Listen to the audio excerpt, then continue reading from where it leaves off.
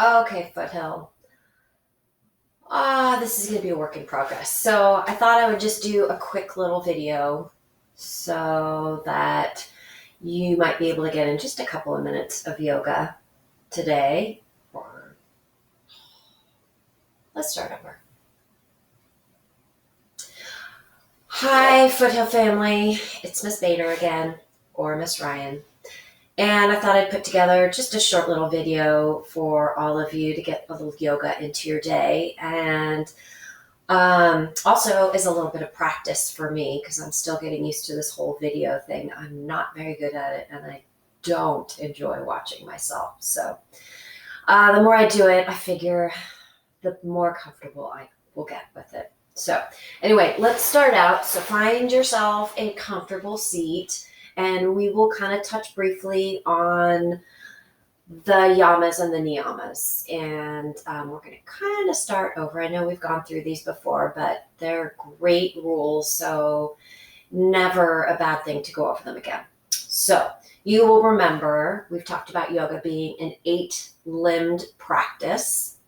There are 8 parts to yoga. Asana, or the physical postures, it's only the 3rd limb of yoga. So we tend to think of yoga as just being the poses. But we're first going to talk about the yamas and the niyamas. Those are the first and second limbs of yoga. The very first yama in that very first limb of yoga is Ahimsa. And I know that at least one of you, I'm not going to name names, but I'm pretty sure he knows what this is. But Ahimsa means non-violence, meaning we don't harm ourselves, we don't harm others. But I like to think of it in terms of kindness and practicing kindness in every circumstance. We treat our bodies with kindness. So if we're trying a yoga pose that isn't quite working or it's hurting, we've gone too far. We need to scale ourselves back. We also need to make sure we are careful. So when we're practicing yoga at home, we don't have as much space. I'm noticing that here in my room. We don't have as much space as we do in room 30. So we have to be really conscious of what's around us, making sure we don't kick something, or if we're doing something tricky like crow. And yes, I know a certain certain 4th grade friend has requested crow pose. I don't know if we'll do that today, but you can always do it on your own anyway. But in the case of crow, we want to make sure that we have a pillow in front of ourselves so that if we tip over, we're not going to tip over and hit our heads on the hard floor. In my case, it would be my wood floor, and that would kind of hurt. So we want to be able to keep ourselves healthy and injury-free because that is what yoga is all about. So anyway, Ahimsa, nonviolence, or rather kindness. We treat ourselves with kindness. We treat our bodies with kindness. We most obviously treat others with kindness. And with that being said, find yourself in a tabletop. And you'll remember, and I'm going to have a hard time because when I look at myself in my monitor, I'm going the opposite direction. So I'm going to be all messed up as far as telling you which sides to go. But anyway, we're going to start in our tabletop. And remember, in our tabletops, fingers are spread wide like starfish, gripping the mat with your tiger paws, with the knuckles and your fingertips. And we'll do a couple rounds of cat-cow. We've done this plenty of times, so you should know very well how we do this. But we'll start. And remember, we move with our breath. Toes can be either tucked or untucked. It's up to you. And remember, we move with our breath. So as we take an inhale, we breathe in, belly drops, chin and tailbone up to the sky.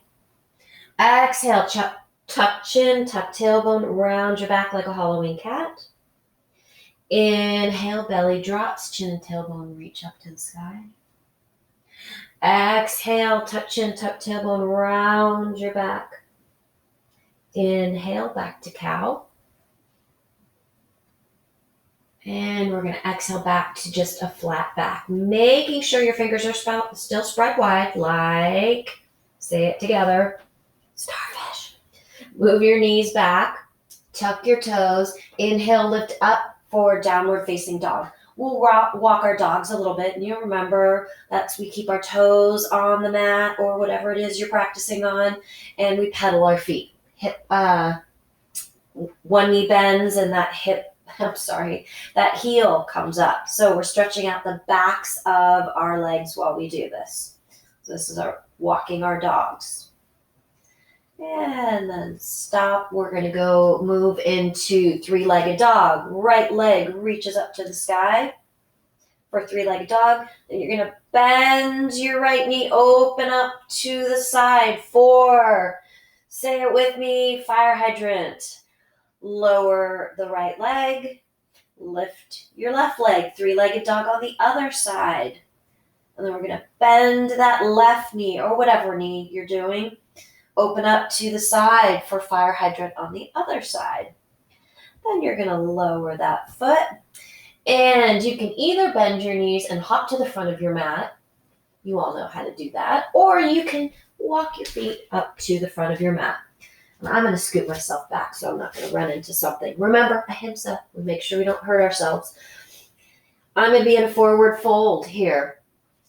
Those of us don't all have hamstrings. Not all of us have hamstrings that allow us to reach our fingertips to the mat with our knees straight. So if you need to, bend those knees so that you can reach your fingertips to the mat. If you've got your knees bent a lot, maybe just try and straighten them a tiny bit, but we don't want it to hurt. So here we are in forward fold. Let's grab opposite elbows and then just hang in a ragdoll. You can move side to side. You can shake your head no. You can nod your head yes. And just hang here. Kind of let your whole upper body release. No tension in any of your muscles. We're going to go ahead, bring hands to hips, elbow tips point up to the ground, lift your ears, push into your feet, inhale, rise all the way up, arms up, exhale, hands to heart, and I'm going to turn to face you. We're going to do a little bit of a stretch, so stand wherever you want on your mats. We're going to be loosey-goosey here today because I'm still trying to figure it all out. So inhale, arms up to the sky. And clasp your hands. Turn your palms to face up to the ceiling. Make sure your shoulders are away from your ears. Draw your ribs in a little bit. So shoulders down, shoulder blades hugging together on your back. It's a lot of direction, I know. Do your best. And you're going to make sure both feet are firmly planted on the mat. And you are going to lean over. I'm leaning to my right, but it's going to show to the left in the video. Keeping both feet firmly planted. See if you can push your hips out to the side and go further over. You want to make sure you've got a stretch along this part, this side body over here. And then inhale back up. Over to the other side.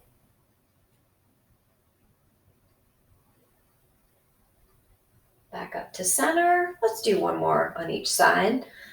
Over to the original side. Inhale back up to center. And last time on this side. Inhale and exhale, hands to heart. You'll remember that we call this a mudra. So when we do sort of poses with our hands, we call those mudras. This is a mudra. This is the most common mudra we do in our class, and this is Anjali mudra. So now let's see. Let's do a couple of sun salutations and go from there. So front of your mats. I know I'm having a hard time figuring out which direction I'm going in. This is throwing me all off when I look into my computer. But anyway, standing at the front of your mat. Feet are 2 fist distance apart. And remember, we bring our 2 fists together, put them between our feet.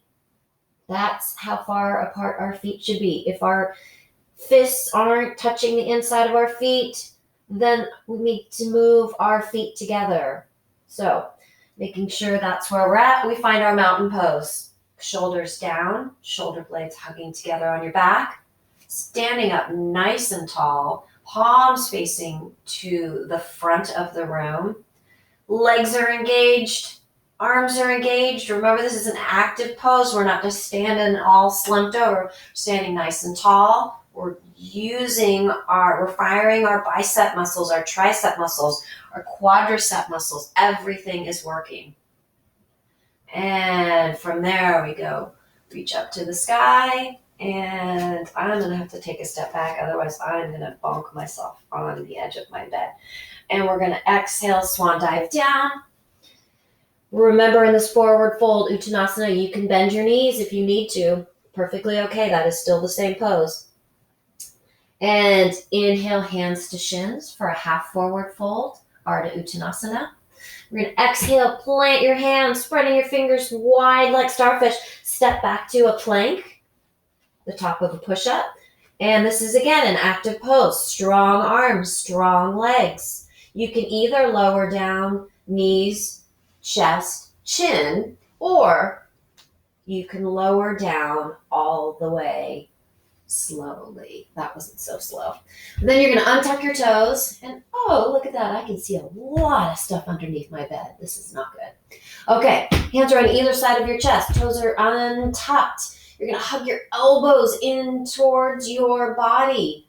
Shoulders away from ears. Pushing into the tops of your feet. Pushing into your hands. Hips stay on the mat. Push yourself up for Cobra. And again, check your shoulders. Shoulders away from ears.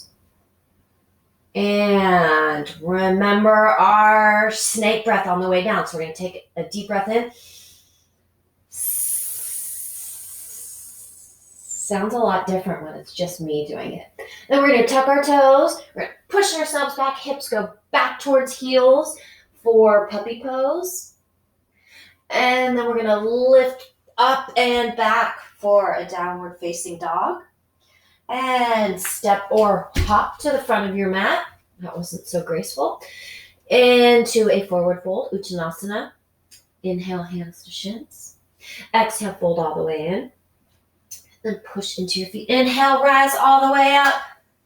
Exhale, hands to heart. Let's do another couple of those and move a little faster. So, mountain pose, shoulders away from ears. Inhale, arms up to the sky. Exhale, swan dive down to the mat, bending your knees if you need to. Inhale, hands to shins. Exhale, plant your hands, fingers spread wide like starfish. Step back to the top of a plank. And strong arms, strong legs. Lower all the way down as slow as you can. Hug your elbows in towards your body. Untuck your toes. Push into your feet, push into your hands, and come up for Cobra. And again, you want to make sure you're pushing into your feet, you're pushing into your hands. Otherwise, this is going to hurt and it's going to dump into your lower back, and we don't want that. Inhale. Exhale. Tuck your toes, push back, puppy pose. Inhale, up and back, downward facing dog. And step or hop forward to the front of your mat. Inhale, hands to shins. Exhale, fold all the way in. Push into your feet. Inhale, rise all the way up. Exhale, hands to heart. Nicely done. Well, I assume nicely done, because we've done these a bunch of times and I've seen you all do them beautifully in the past, so I expect that's the case. Inhale, arms up to the sky. Last round. Exhale, swan dive down to the mat. Inhale, hands to shins. Exhale, plant your hands, step back to a plank. Strong arms, strong legs. And lower slowly down. Otherwise, do knees, chest, chin. Untuck your toes. Hug your elbow tips in towards your body. Shoulders away from ears. Pushing into the tops of your feet and your hands. Inhale, up for Cobra. Inhale, then snake breath.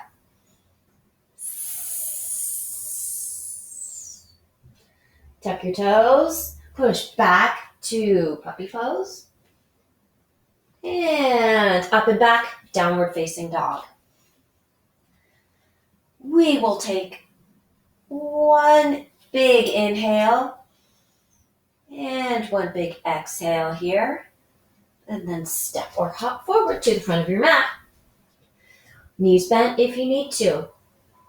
Push into your feet. Inhale, rise all the way up, arms up to the sky. Exhale, hands to heart for Anjali Mudra. Nicely done, everybody. Okay, just for good measure, let's do a tree pose. I did get that request as well. So remember, when we do our tree pose, we're going to go through really quickly in case maybe brothers or sisters or parents are following along and they haven't heard the rules of tree pose. Most important thing, we remember Ahimsa here. We don't do things that are painful or put us in danger of hurting ourselves. So we want to make sure we're able, and we also do the best we can with what we have and how we're feeling today. So the 3 options for tree pose. Option number 1, heel at ankle. Option number 2, heel below your knee, or you can go above your knee. The only place I would like you not to put your foot is on your knee, because that puts too much side to side pressure on your knee, and that's not good for the long term. So, other most important thing about tree pose is finding a drishti point. So you want to find something that is ahead of you. It can either be on the wall, it can be on the floor, but something that is not moving so that you're able to focus your awareness, your attention on that non-moving object. Because if you're looking at your friends or you're even looking at me, I'm going to be wobbling, and that's going to not be great for your balance. So that being said, you find what makes the most sense for your tree pose and you do that. If you find, and I'm talking probably way too much, so we'll just get into it, and then I'll tell you what pops into my head. So you want to shift your weight to your right foot and lift your left knee, open it out to the side, reach down, grab your foot, bring it wherever it's going. If you get high like this and you realize that, oh geez, maybe that's too much, you're going to try and lower down. And if that is even too wobbly, you're going to take care of yourself and go down here. So wherever you are, hands at your heart to start, making sure your foot is not on your knee. If you're feeling really balanced, you can grow your branches up to the sky. If you fall out of the pose, that's okay. You just put yourself back in it. And we're going to come out, hands to heart, and lower that. And you can shake both legs out. And we'll shift to the other side. So shifting the weight to your left foot. Right knee lifts up, opens out to the side, reach down, grab your foot, bring it to wherever it is going on the inside of your standing leg. Maybe you'll notice that it's either easier or harder on this side. That's pretty common. If you can, grow your branches. And I'm feeling a little wobbly, so I hope you're not using me as your drishti. And hands to heart. Lower that foot. You can shake it out. Let's do a twist. And we'll start. So in a seated position, legs straight out in front of you. You're going to bend your right knee. Even though on the screen, it looks like it's left. So you're going to bend your right knee. You're going to walk that right foot over your left leg. You're going to take your right hand, bring it behind your body. Sitting up nice and tall. You're going to turn your torso towards the right. You're going to lift your left arm, and you're going to hook it outside of your right knee. Sitting up nice and tall, shoulders away from ears. If you want, you can even wrap your arm around your right knee and pull that knee in towards your body. That will give you a little bit more of an outer hip stretch, but this isn't really a stretch, it's a twist. So we don't want this to hurt. You may feel some stretching, but we don't want any pain. And then we're going to do a counter twist. So bring your left hand behind you and turn to the left, sitting up nice and tall. And come around back to center, legs straight out in front of you. Bend your left knee, walk it over your right leg. Left hand comes behind your body. Right arm reaches up to the sky. Turn to your left. Either hook your left elbow, your right elbow, outside of your left knee and push into your knee as you turn your body, your torso, to the left. You can also remember, hold on to your knee and draw it in towards your body, whatever works. Hand can be down like this, hand can be up like a stop sign. You just want to get your body in a twisted position.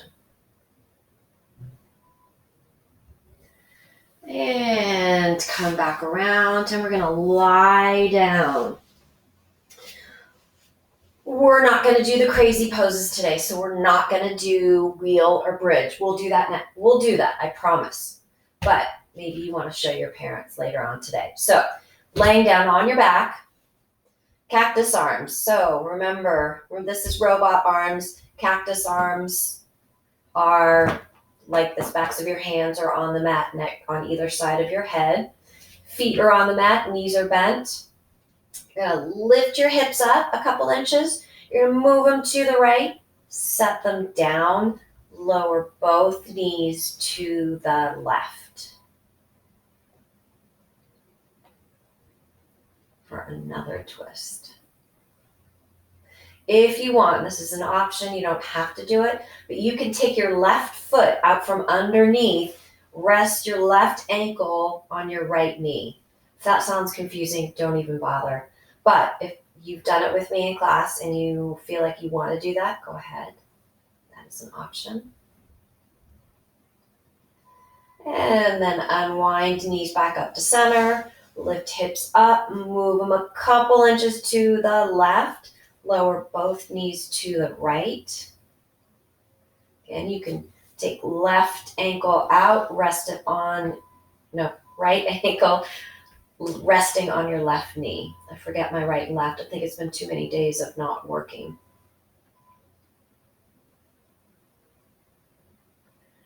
And unwind.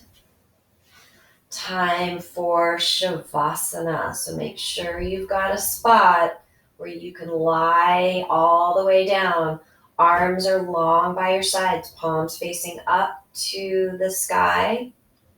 Eyes are closed. Body's getting heavy. Muscles, bones, relaxing. And you're not watching me come out of Shavasana. You are going to continue to release all the tension in your muscles. Eyes are closed. Not moving a muscle. Let's do some mindful breathing while we're here. So bring one hand to your belly, one hand to your chest. And we're going to do that balloon breathing. So you're going to inhale. We want to not have the breath be up here. We want it to be down in our bellies. So not up in the chest, lower in the belly. And you want to pretend that there is a balloon in your belly. So inhale, make your belly really big. Exhale, that balloon deflates. So keep doing that at your own pace, focusing on just your breath as it goes in and out of your body.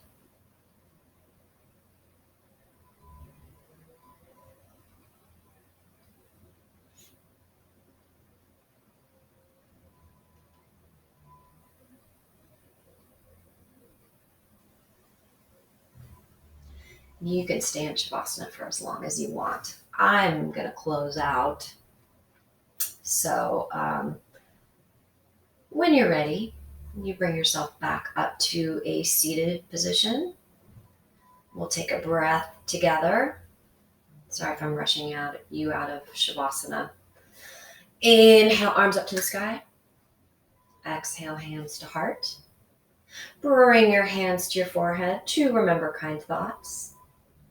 Hands to your mouth to remember kind words. Hands to your heart to remember kind actions. And namaste. All right, boys and girls, I hope these get a little better and less awkward. And I hope that we can get something out of it. And I really, really, really hope that I get to see you all soon. All right.